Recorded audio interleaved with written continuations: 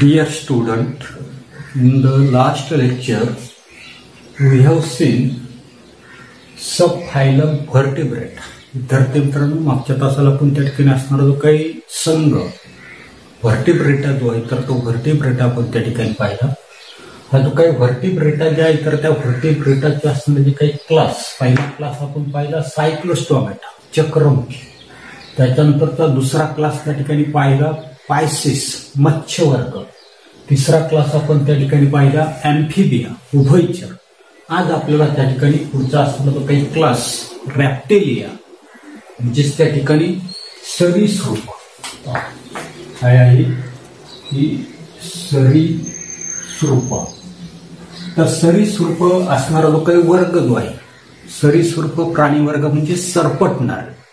त्याची असणारे काही कॅरेक्टर्स जे आहेत तर ते कॅरेक्टर्स आपल्याला त्या ठिकाणी दिलेले. पहिलं कॅरेक्टर दिलेलं आहे according to the course of the animal evolution these are the first true terrestrial animals with crippling or creeping movement.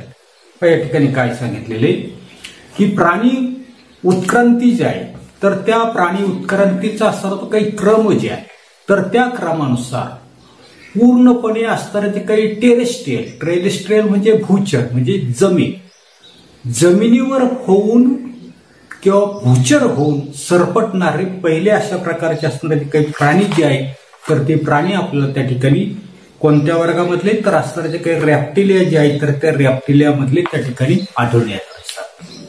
म्हणून पहिली कॅरेक्टरिस्टिक्स आपल्याला त्या ठिकाणी लिहिता येतात. पहिली कॅरेक्टरिस्टिक्स काय सांगितलेली आहे पहिलं आपल्याला लिहिता येईल की according to the course of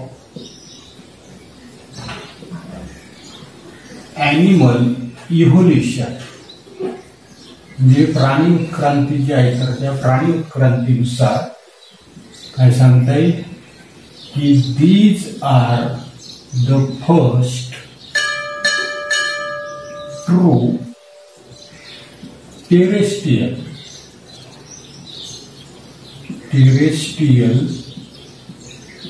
animals with creeping. आता क्रिपिंग म्हणजे काय तर सरपटणे, क्रिपिंग मुवमेंट. जे प्राणी उत्क्रांतीचा असणारा जो काही क्रम जे आहे तर त्या क्रमानुसार पूर्णपणे भूचर होऊन सरपटणारे पहिले प्राणी जे आहेत तर ते सरीसृप वर्गामधले आहेत. सेकंड आपल्याला दिलंय की these R cold blooded.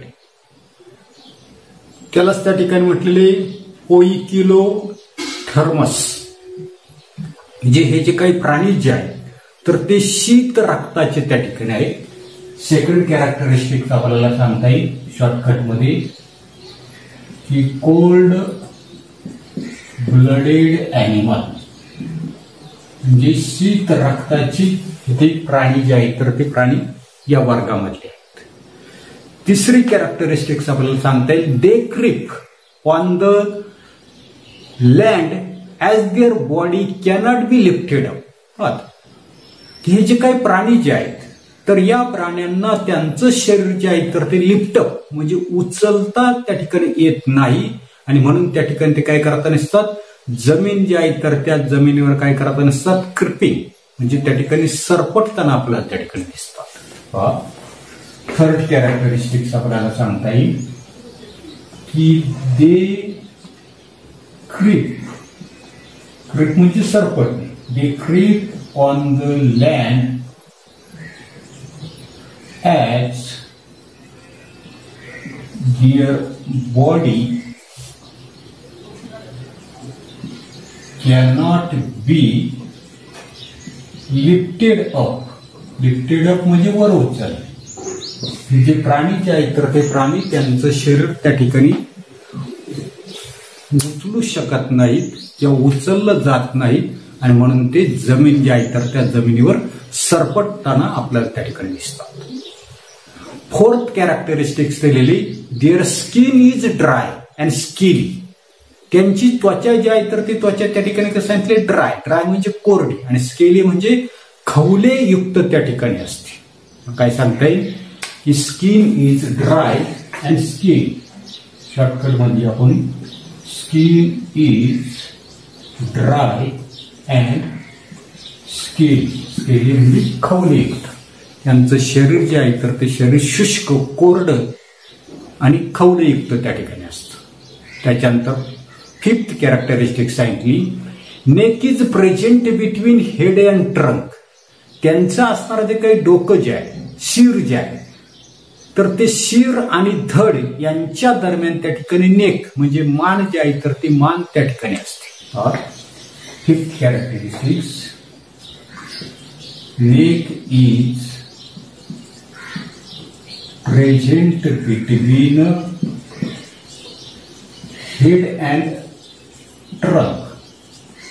Head and trunk म्हणजे डोकं आणि धड याच्या दरम्यान, उदाहरणार्थ त्या ठिकाणी डोकं धरू आणि या ठिकाणी काय धरू आपण तर त्या ठिकाणी ट्रंक धरू, याच्या दरम्यान त्याची असणारी जी काही नेक जी आहे तर ती नेक त्या ठिकाणी आपल्याला आढळून येतात. त्याच्यानंतर स्केली स्किन आपण त्या ठिकाणी दाखवलेली खवलेयुक्त अशा प्रकारचं शरीर जे आहे तर ते शरीर आपण त्या ठिकाणी दाखवलं. त्याच्यानंतरचे सिक्स्थ कॅरेक्टरिस्टिक्स आपल्याला सांगितली की एक्सटर्नल इयर इज अब्सेंट. म्हणजे काय, जसं आपल्याला त्या ठिकाणी एक्सटर्नल इयर आहे तसं या ठिकाणी रॅप्टिलिया गटामधले असणारे जे काही प्राणी जे आहे तर त्या प्राण्यांना बाह्य कर्ण जो आहे तर तो बाह्य कर्ण त्या ठिकाणी नसतो. म्हणून 6 कॅरेक्टरिस्टिक्स आपल्याला सांगता येईल. काय सांगता येईल की एक्सटर्नल इयर इज अब्सेंट. बाह्य कर्ण जो आहे तर तो बाह्य कर्ण या गटामधले असणारे, वर्गामधले असणारे जे काही प्राणी जे आहेत तर त्या प्राण्यांमध्ये नसतो. आणि त्या ठिकाणी 7th कॅरेक्टरिस्टिक्स आपल्याला दिलेली की digit are provided with claws. या ठिकाणी आपल्याला लक्षात येत नसतंय की अंगुली जी आहेत, अंगुली म्हणजे आपले जशी हाताला त्या ठिकाणी बोट असतात तर त्या अंगुलींना त्या ठिकाणी नख जे आहेत तर ती नख त्या ठिकाणी असतात. बरोबर.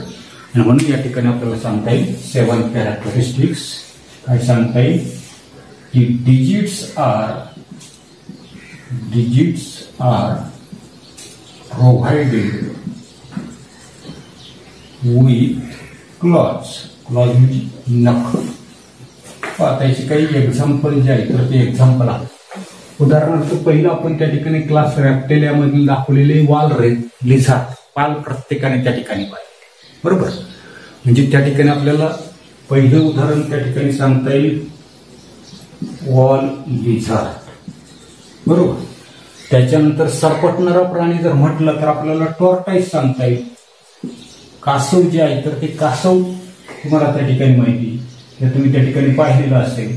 ज्या ठिकाणी असणारे काही टॉर्टाईस जे आहे तर ते टॉर्टाईस. त्याच्यानंतर साप जो आहे तर तो साप तुम्ही त्या ठिकाणी पाहिलेला असेल. आता साप जे आहे तर त्या सापाला काही त्या ठिकाणी डिजिट्स किंवा क्लॉस त्या ठिकाणी नसतात, लिझार्डला सुद्धा नसतात. या ठिकाणी असणारे काही टॉर्टाईस जे आहेत, कासव जे आहेत तर त्या कासवाचं आपल्याला त्या ठिकाणी म्हणजे टॉर्टाईस असेल, लिझार्ड असेल, स्नेक असेल, ही सर्वच्या सर्व आपल्याला त्या ठिकाणी असणारे काही क्लास रेप्टिलिया जो आहे तर त्या रेप्टिलिया गटामधली उदाहरणं जी आहेत तर ती उदाहरणं त्या ठिकाणी सांगतात येते. याच्यानंतर पुढे आता याच्यानंतरचा पुढचा क्लास आपल्याला पाहायचा आहे class ॲव्हेज.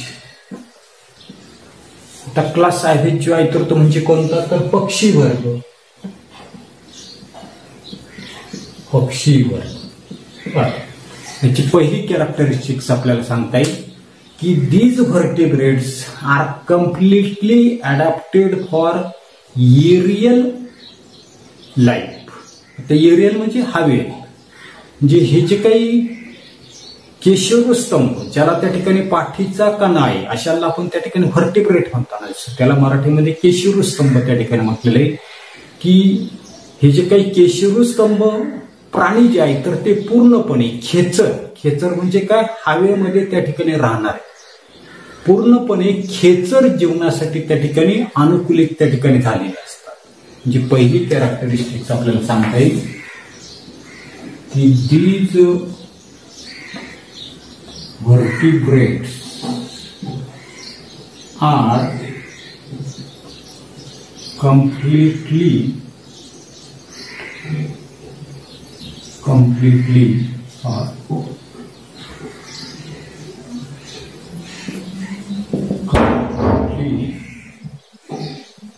adapted for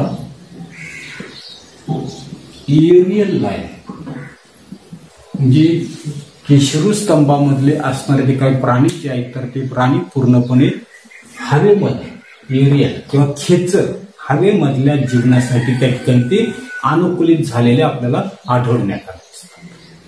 second characteristic सांगता येईल आपल्याला की दीज आर वॉर्म ब्लड, त्यालाच आपण त्या ठिकाणी होमोथर्मस त्या ठिकाणी म्हटले. That is they can maintain their body temperature constant. या पक्षी वर्गामधले असणारे जे काही प्राणी जे आहेत तर ते कसं सांगते these are warm blood. Shortcut मध्ये लिहितो मी वॉर्म ब्लडेड.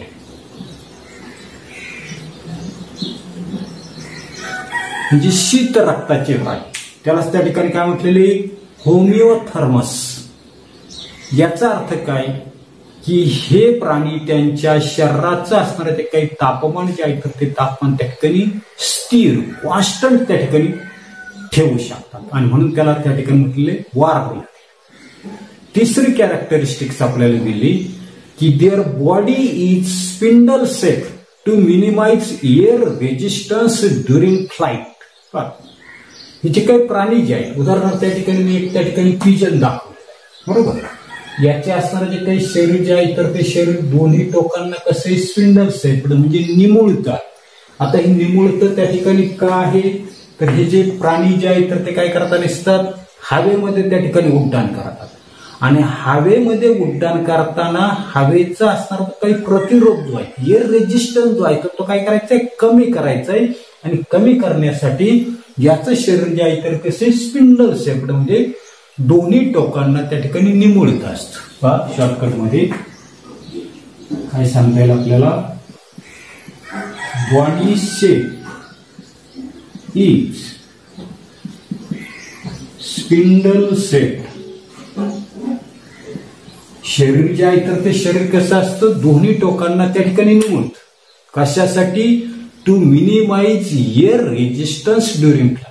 हवेमध्ये उडताना हवेचा असणारा जो काही प्रतिरोध जो आहे तर तो प्रतिरोध कमी करण्यासाठी त्याचं शरीर दोन्ही टोकांना कसंही निमुळतं त्या ठिकाणी असतं. त्याच्यानंतरची आपल्याला फोर्थ कॅरेक्टरिस्टिक दिलेली पहा की forelimb are modified into wings.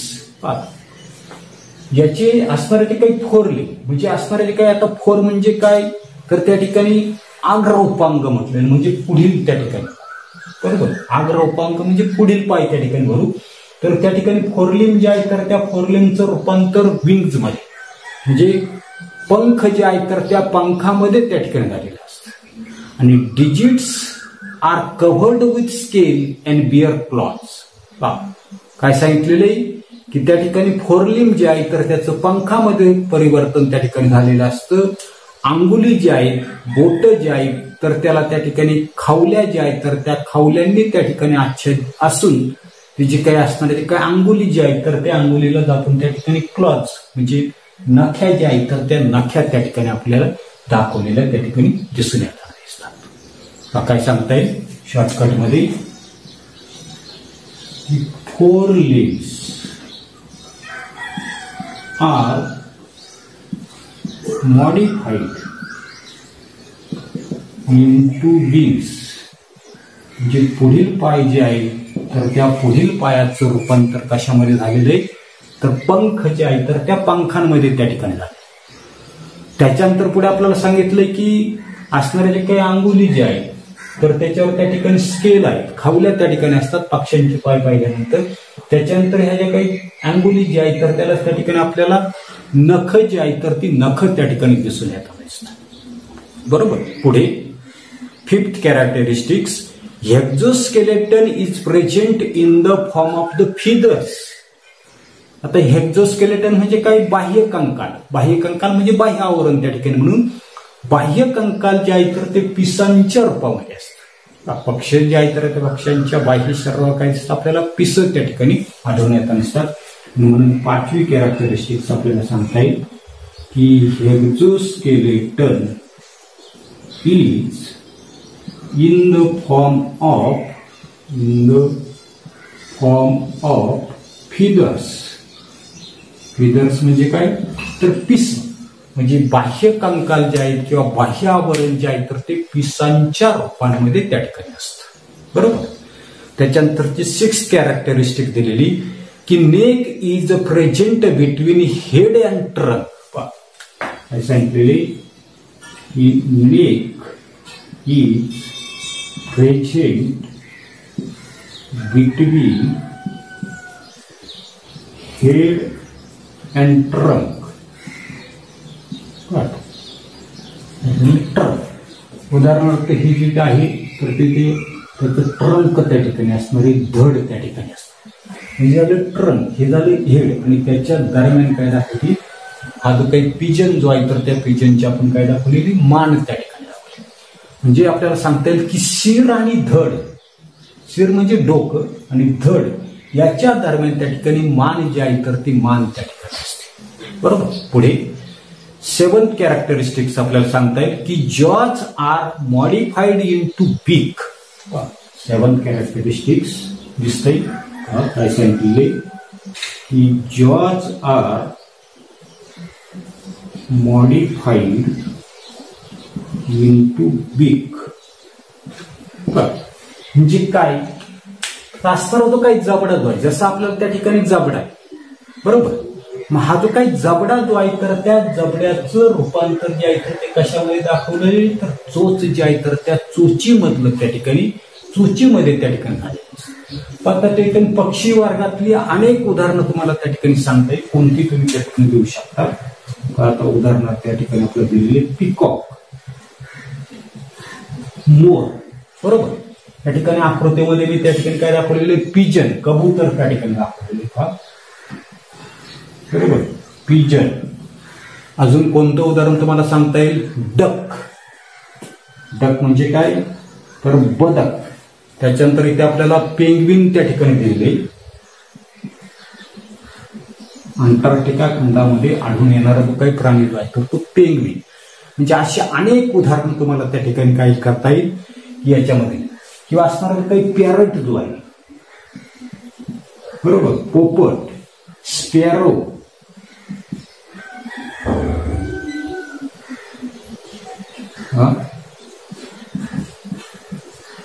चिमणी, क्रो, कावळा, अशी अनेक उदाहरणं तुम्हाला या ठिकाणी असणारा जो काही आभेज जो आहे तर त्या आभेज मध्ये तुम्हाला त्या ठिकाणी लिहिता येते.